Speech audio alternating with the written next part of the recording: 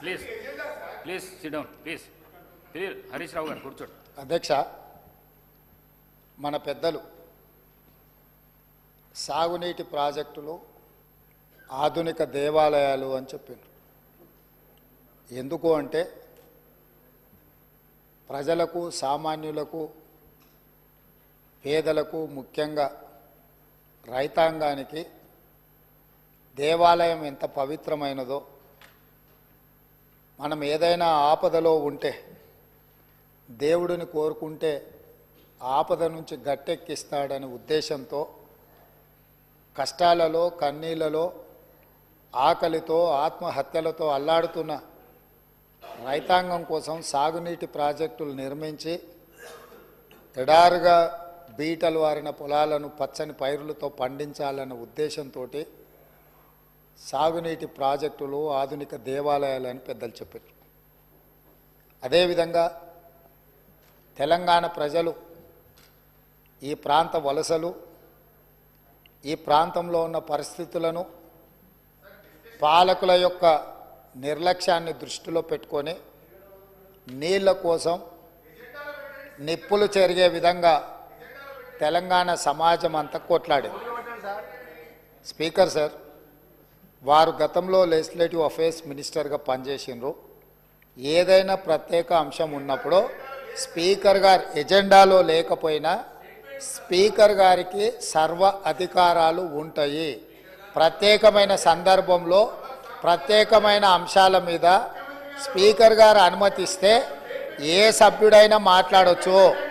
ఒకవేళ ఆ సభ్యులు మాట్లాడదలుచుకుంటే, ఒకవేళ తమరు అనుమతిస్తే మిగతా సభ్యులకు ఎవరికి కూడా అభ్యంతరం లేదు. కాబట్టి దయచేసి సభా సాంప్రదాయాలను గౌరవిస్తూ ఈరోజు తెలంగాణకు ప్రధానంగా రెండు సాగునీటి, తాగునీటికి వనరులు. ఒకటి కృష్ణానది, కృష్ణా జలాలు, రెండు గోదావరి జలాలు. కృష్ణా జలాల మీద దాదాపుగా నిన్న తమరి అనుమతితోని కొంతమేరకు మనం చర్చించగలిగినాము. వాస్తవాలను ఈ రాష్ట్ర ప్రజలకు మనము చెప్పగలిగినాం. ఇక రెండవది గోదావరి జలాలు.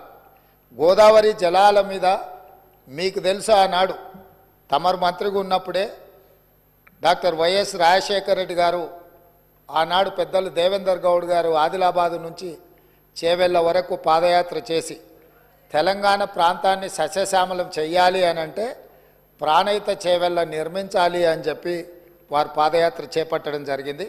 ఆనాటి ప్రభుత్వం ఈ ప్రాంత ప్రజల యొక్క ఆలోచనను దృష్టిలో పెట్టుకొని ప్రాణహిత చేవెళ్ళ ప్రాజెక్టును ఆ రోజు ప్రారంభించడం జరిగింది. ఆ రోజు దాదాపుగా మొదట 12 లక్షల ఎకరాలు అనుకొని తర్వాత 14 లక్షల పైచిలకు ఎకరాలతోని 38,500 కోట్ల రూపాయలతో 2008లో టెండర్ పిలవడం జరిగింది. పనులు ప్రారంభమైనవి. అదేవిధంగా ప్రాణహిత చేవెళ్లకు డాక్టర్ బాబాసాహెబ్ అంబేద్కర్ గారి పేరు పెద్దలు వెంకటస్వామి గారి సూచనతో ఆ రోజు వారు విజ్ఞప్తి చేస్తే ఆనాడు ప్రాణహిత చేవెళ్ల పేరు డాక్టర్ బాబాసాహెబ్ అంబేద్కర్ గారి పేరు జోడించి పెద్దలు వెంకటస్వామి గారి సూచన మేరకు ఆ ప్రాజెక్టును పనులు ప్రారంభించారు.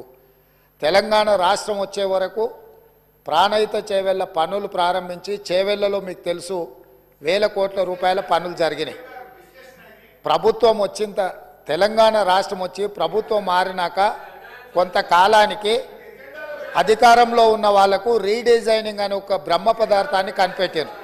ఆ బ్రహ్మ పదార్థంతోనే తుమ్మిడిహెట్టి దగ్గర నిర్మించాల్సిన ప్రాజెక్టును వివిధ మార్పులకు, చేర్పులకు దారితీసి చివరికి మేడిగడ్డ, అన్నారము, సుందిల్ల ఇక్కడ బ్యారేజీలు కట్టి మేడిగడ్డ నుంచి లిఫ్ట్ చేసి అన్నారంలో పోస్తాం, అన్నారంలో నుంచి లిఫ్ట్ చేసి సుందిల్లలో పోస్తాం, సుందిల్లలో నుంచి నీళ్లు లిఫ్ట్ చేసి మిడ్మానేరులో పోస్తాం, అక్కడి నుంచి మిగతా ప్రాంతాలకు నీటిని తరలిస్తామని చెప్పి ప్రాజెక్టు రీడిజైనింగ్ అని ఒక బ్రహ్మ పదార్థాన్ని కనిపెట్టి 38,500 కోట్ల రూపాయల అంచనాతో ప్రారంభమైన ఈ పనులను 1,47,000 కోట్ల రూపాయలకు పెంచింది అధ్యక్ష. అది కూడా పూర్తి డీటెయిల్ ప్రాజెక్ట్ రిపోర్ట్ ఉందంటే అది కూడా లేదు. ఇప్పటికీ 1,47,000 కోట్ల రూపాయలకు చేరింది. అది ఇంకా భవిష్యత్తులో పూర్తి చేయాలంటే 2.5 లక్షల కోట్లు అయిద్దా ఎంత అవుతా ఇంతవరకు అంచనాలు వేయడానికి కూడా సాహసం చేసే పరిస్థితి లేదు. సరే, అంచనాలు ఎట్లా పెంచిండ్రు, ప్రాజెక్టు రీడిజైనింగ్ ఎట్లా చేసిండ్రు, సాంకేతికపరమైన అంశాలేంది, సాంకేతిక నిపుణులు ఇచ్చిన ప్రాజెక్టు డిజైన్ ఏంది, దాని తర్వాత జరిగిన నిర్మాణం ఏంది, నిర్మాణం తర్వాత జరిగిన నిర్వహణ ఏంది, ఇవన్నీ ఒక్కెత్తైతే ఈరోజు మేడిగడ్డ బ్యారేజ్ అనేది కుంగిపోయింది అధ్యక్ష.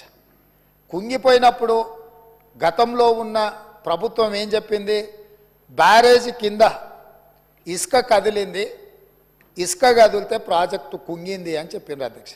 నేను తమరి ద్వారా అడుగుతున్న అధ్యక్ష, ఇసుకలో పీకమేడలు కట్టిండ్రు అధ్యక్ష.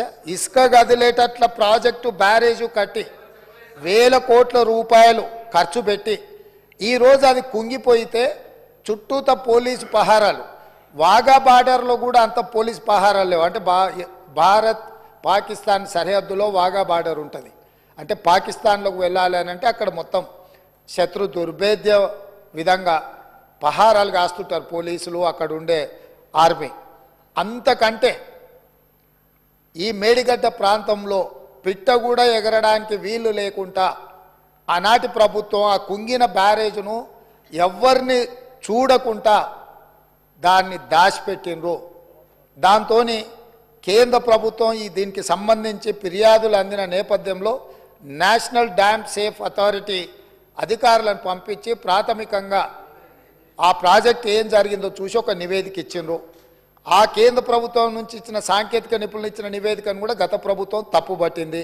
ఆ తర్వాత కాంగ్రెస్ అధికారంలోకి వచ్చిన తర్వాత అక్కడ జరుగుతున్న పరిణామాల నేపథ్యంలో కొంతమంది అధికారులు ఆఫీసుల నుంచి ఫైల్స్ మాయం చేసిందని టీవీలలో పేపర్లలో పెద్ద ఎత్తున వచ్చింది. తక్షణమే ప్రభుత్వం తేరుకొని విజిలెన్స్ అండ్ ఎన్ఫోర్స్మెంట్ అధికారులను మీరు ఆ ఫైళ్ళు మాయమవిన ఏమి మాయమైనాయి, ఎవరు మాయం చేసిండ్రు, అదేవిధంగా మేడిగడ్డ అన్నారం ప్రాజెక్టులలో జరిగిన అవకతవకల మీద మీరు ఒక నివేదిక తయారు చేయండి అని చెప్పి ప్రభుత్వం ఆదేశాలు ఇవ్వడం జరిగింది. సాగునీటి పారుదల శాఖ మంత్రి ఉత్తమ్ కుమార్ రెడ్డి గారు సూచన మేరకు ఈ ఆదేశాలు ఇచ్చినాం. వాళ్ళు పూర్తి స్థాయిలో వీటన్నిటిని పరిశీలించి ప్రాథమికంగా ఒక నివేదిక ఇచ్చారు. అందులో తీసుకున్న నిర్ణయాలు కానీ, లోపభూయిష్టమైన నిర్మాణాలు కానీ, నిర్వహణలో జరిగిన నిర్లక్ష్యానికి సంబంధించిన చాలా విషయాలను వాళ్ళు నివేదిక ఇచ్చిండ్రు. ఆ నివేదిక నేపథ్యంలో ఇప్పటి వరకు చాలామందికి సభ్యులకు కానీ రాష్ట్ర ప్రజలకు కానీ అక్కడ ఏం జరిగిందో ఏమైందో సంపూర్ణమైన సమాచారం లేదు.